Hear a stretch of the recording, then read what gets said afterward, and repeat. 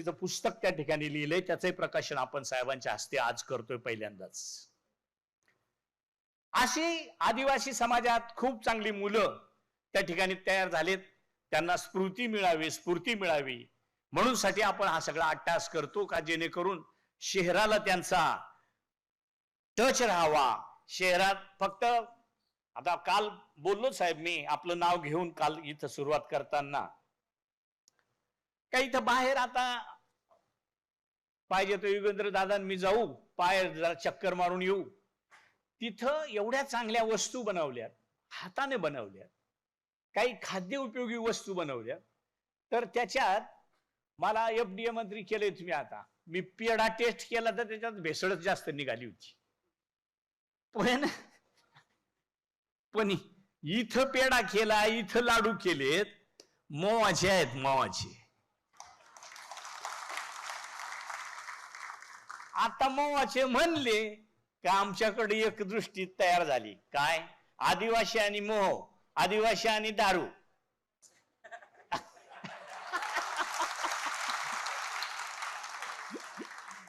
साहेबांचं उदाहरण मी काल सांगितलं. ताई साहेब करोना झाला आणि साहेब तिकडं आम्हाला भेटायला आले नाशिकला. टोपे साहेब, मी, भुजबळ साहेब आणि टकले साहेब आम्ही जेवायला बसलो. साहेबांनी मला विचारलं, काय रे इकडं ग्रामीण भागात कसं आहे? म्हटलं साहेब चांगलं आहे, काही प्रॉब्लेम येत नाही. तर म्हणे नाही तू असं कर, रोहितला सांगतो मी 200-400 लिटर सॅनिटायझर घेऊन जा म्हणे, मी पाठवून देतो, साबू पाठवून देतो, गोळ्या पाठवून देतो, असं साहेबांनी सांगितलं. मी जेवताच साहेबांना बोलता साहेबांना बोललो, साहेब लोक सॅनिटायझर लावत नाहीत. तर म्हणे का बरं? तर म्हटलं त्याच्यात 67% अल्कोहोल आहे आणि ते 2 तासांनी पुन्हा लावावं लागतं, म्हणजे 2 तासांनी त्याचा अंश जातो. मग काय करतात म्हणे साहेब म्हणायचे. तर म्हटलं एवढीशी मोह फुलाची दारू ठेवतात, एकदा सकाळी हाताला लावली का परत लावायची गरज नाही, फक्त 2-3 तासांनी हात धुवायचा, सेंट आणि पावर तेवढाच. साहेब बोलले आणि म्हणे तोच हात जर तोंडाजवळ गेला तर म्हटलं तसं आम्ही नवरा बायको पितोच ना. साहेबांनी सुप्रियाताईंना सांगितलं असेल, ताईंनी मला 15 दिवसांनी तिकडं पार्टी कार्यालयात बोलवलं, सगळ्यांना बोलवलं, जयंत पाटील वगैरे सगळ्यांना बोलवलं, या म्हणे. मी गेलो. तुम्ही बाबाला काय सांगितलं ते सांगा म्हणे आम्हाला. आता मला कुठं माहिती काय सांगितलं? तर म्हणे त्या मोहाचं काय सांगितलं? तर म्हटलं आहे आमच्या आदिवासीत त्या काळात खरंच मृत्यूला सामोरं जाण्याची आणि हे तुमचे रेमडेसिवीर वगैरे घेण्याची संख्या नगण्य होती. म्हणजे निवळ दारूनी नाही, जे पिकवलं जातं त्याला आता इथं बाहेर वरई आहे, भाजला आहे, सावा आहे, सगळ्या प्रकारचे चवळीची डाळ आहे. एकाही शेतात खत टाकलं जात नाही. उडदाला खत नाही टाकत, कुळदाला खत नाही टाकत, वरईला खत टाकत नाही. म्हणून आता मला खालून म्हणत होते साहेबांना सांगा ह्या लोकांचा फिटनेस कसा. मला मागच्या वर्षी इथं 10-12 ऍक्टर आले होते भाऊ कदम सहित याच स्टेजवर. ते मला विचारायचे, साहेब हे तुमचे लोक डाएट काय करतात? तर म्हटलं त्यांनाच विचारा, मी त्यांच्या जवळून दूर झालोय तर माझे पोट वाढले. तर ओरिजिनल डाएट, कारण ओरिजिनल खाद्य. पेस्टिसाइड आम्हाला माहित नाही ना. पूर्वी तरी आम्ही पेस्टिसाइड ढेकणं मारायचो, आता ढेकणं नाही, आम्ही स्वच्छता पाळायला लागलोय. आता कुठंच पेस्टिसाइड नाही. आणि म्हणून ह्याच माध्यमातून माझ्या डोक्यात कल्पना आहे, नागलीला खत टाकत नाही, कारण नागलीला आम्ही कंसरा म्हणतो, दैवत म्हणतो, अजिबात खत टाकत नाही. उलट पापड्या करायला ताई आमच्याकडे अजूनही जुन्या विचाराच्या ज्या म्हाताऱ्या आहेत ना, नागली मिळेल का? किती? 10 किलो. कशासाठी? भाकरी करून खाल का? मग देतो. नाही ना आम्हाला भाकरी येत नाही. मग कशासाठी? नागलीच्या पापड्या करायच्या आहेत. तुझा 100 रुपये भाव असेल तरी नको, कारण चाळे करायला आम्ही नागली नाही देत, ते आमचं दैवत आहे. पण त्याच्यात तेवढं पौष्टिक सुद्धा त्या पद्धतीनं आहे. आता मी जे पेड्याचं म्हणत होतो ना, इथं मोहाच्या फुलांपासून पेढे तयार केलेत. कोणीच ओळखणार नाही का हे मोह फुलापासून आहे. आणि त्याच्या नशाही नाही. काल मला बऱ्याचशांनी विचारलं, आज यांनी आमच्या ऍक्टरनी विचारलं, त्याची नशा तर येणार नाही ना. त्यांना चिक्की दिली होती, चिक्की आहे, त्याच्यात राजगिराचं पॉपकॉर्न बनवलंय आणि त्याच्यात मोहाचा पाक मिक्स करून चिक्की बनवलेली आहे. नशा नाही ना येत. ते उलट आमचं गरिबाचं ड्रायफ्रूट आहे, ड्रायफ्रूट. कारण त्याच्यावर जेव्हा तुम्ही प्रक्रिया कराल तेव्हा त्याचं अल्कोहोल मध्ये रूपांतर होतं. असं सहज म्हणून जरी खाल्लं तरी चालतं, ते नाही काही होत. तुम्ही कुठे नेऊन टेस्ट करा, कोणत्याही लॅबमध्ये नेऊन टेस्ट करा, त्याला अल्कोहोल नाहीये. म्हणून आदिवासी हा तसा मी नेहमी म्हणत असतो, आदिवासी हा कदाचित परमेश्वराने त्याची जडण घडण, त्याचा रहिवास हा जंगलातच का दिला असावा.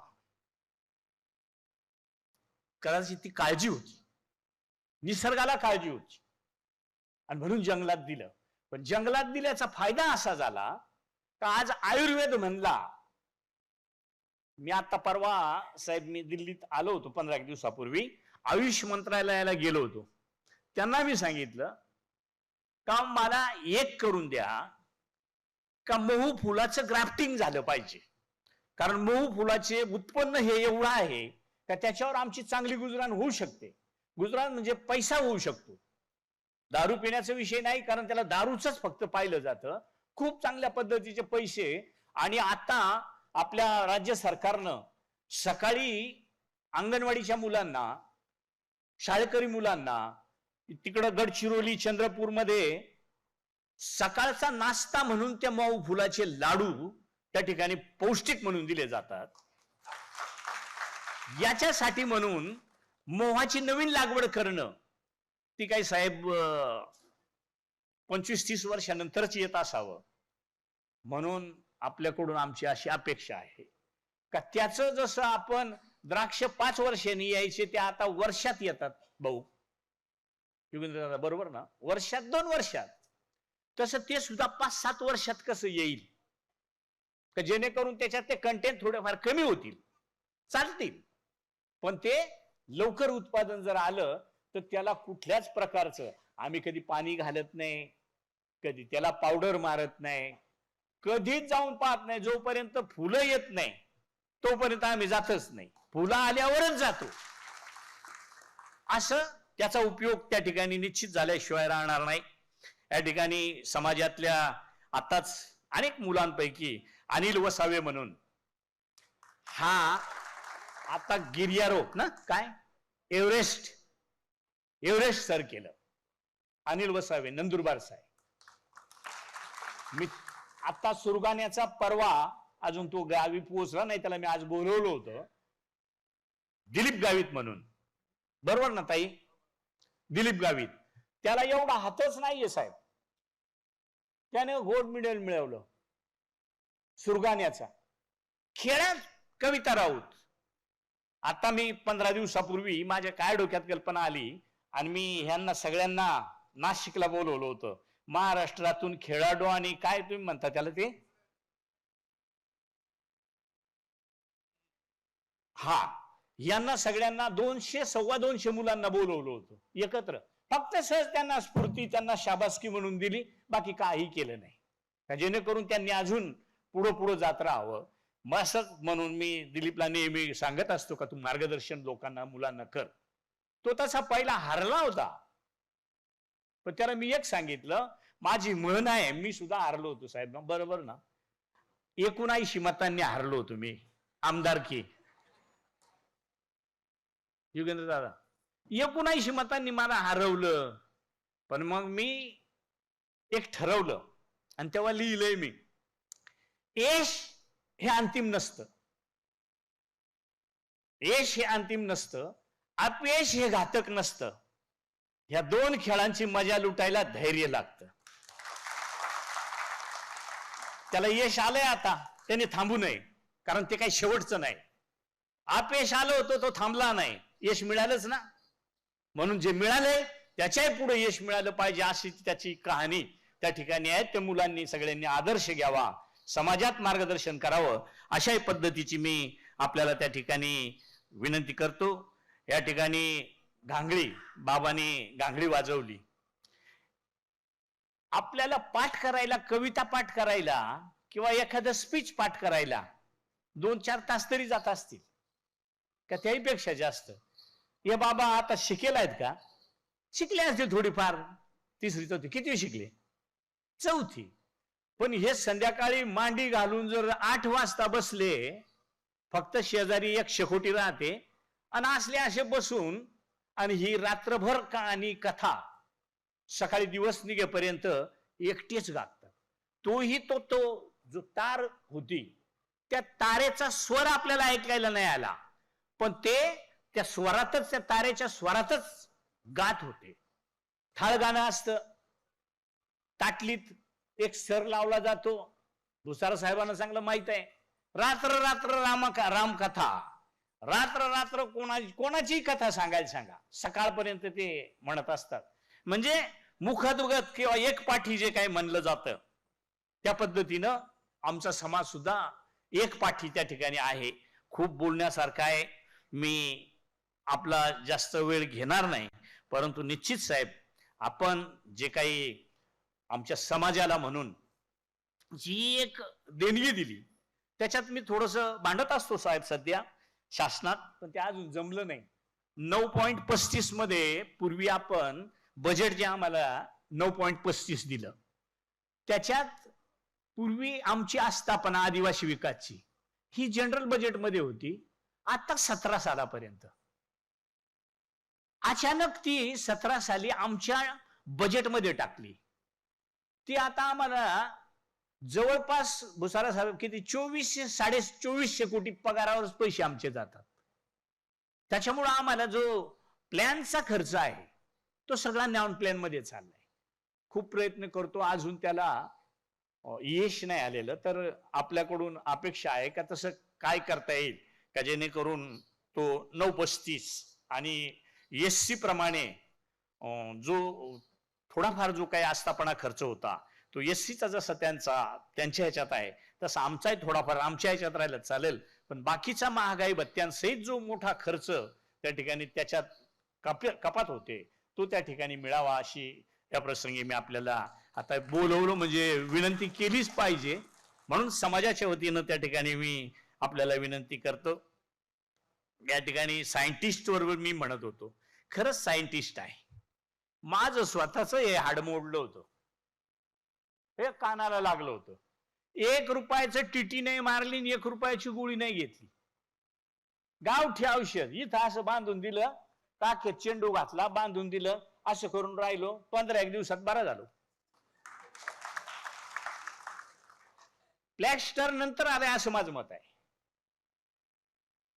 आमची लोक बाबा आपली खरबटाची मुळी त्याची साल काढायची, चिमट करायचं आणि बांधायचं आणि वरून लेप द्यायचा. तेव्हा कुठं आपल्याला प्लॅस्टर माहित होतं. त्याच्याच अनुषंगानं मला वाटतंय प्लॅस्टर आला असावं गवारीचा. फिल्टर हे आपल्याला आपल्या आजापंजाच्या काळात फिल्टर होतं, फक्त आपण ध्यानात नाही ठेवलं. माझ्या ध्यानात आहे, नदीवर गेलं, वाळू उकरायची, मध्ये वाळूचा बांध घालायचा, पुढं उपसून टाकायचं आणि शुद्ध पाणी प्यायचं. आता फिल्टर मध्ये काय वाळूच आहे ना.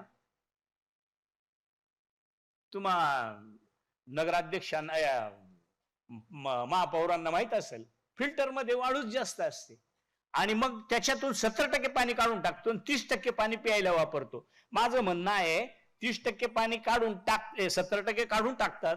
आणि गोल्फ क्लबला नाशिकला मी जेव्हा वॉकिंगला लोक येतात तेव्हा पाहतो, बाहेर एवढे मोठे मोठे टिपा भरून ठेवलेल्या, कशाच्या?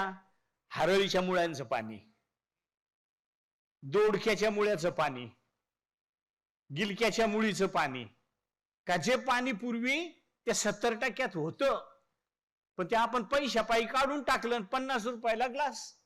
काय त्याच्यात मुळ्यांचं पाणी आहे का कसलं पाणी आहे, कारलीच्या मुळीचं आहे का नाही आहे, पण पितोच ना पैशापायी. ते आदिवासी आजही काय कुठं जाऊन द्या, त्याची प्रतिकार शक्तीच इतकी परमेश्वराने भक्कम केलेली आहे का आज आपण बघितलं असेल एवढ्या लोकांमध्ये, नाचणाऱ्यांमध्ये एकाची तब्येत सुद्धा अशी का बाबा त्याला अटॅक येईल का, त्याला दम लागल का, त्याला अजून काही दुसरं होईल, अशी काही कुठं नाही. अशी निसर्गाने निर्मिती केलेली आहे. साहेब, आपण आलात, खूप वेळ दिला. उलट माझ्याजवळ कार्यक्रम कमी झाले, कारण कार्यक्रम मी 3 दिवस वेगवेगळे ठेवलेत. साहेब म्हणत होते पुन्हा नाही का एखादा दुसरा. साहेबांनी मला विचारलं भामरागडची आहेत का? सगळ्या ठिकाणची आहेत, महाराष्ट्रातल्या कानाकोपऱ्यातल्या आहेत. त्याच्यामुळे निश्चितच साहेबांनी आपल्याला जे काही आजपर्यंत योगदान दिलं, भविष्यात सुद्धा साहेबांसाठी आपण परमेश्वराला एकच का प्रकृती, आणि साहेबांची प्रकृती आपल्याला, मला वाटतंय आपल्याला प्रार्थना करायची आपण आपली जबाबदारी म्हणून. पण जेव्हा आपल्यात आले का साहेबांचा 1 सलाईनचा डोस झाला, साहेब खडखडीत बरे. तर निश्चित साहेब, आम्ही सगळे मिळून आपले समाजाच्या वतीनं, महाराष्ट्रातील जनतेच्या वतीनं मी शतशः ऋणी राहील, आभार मानेल आणि या ठिकाणी माझ्या 2 शब्दांना पूर्णविराम देईल. धन्यवाद.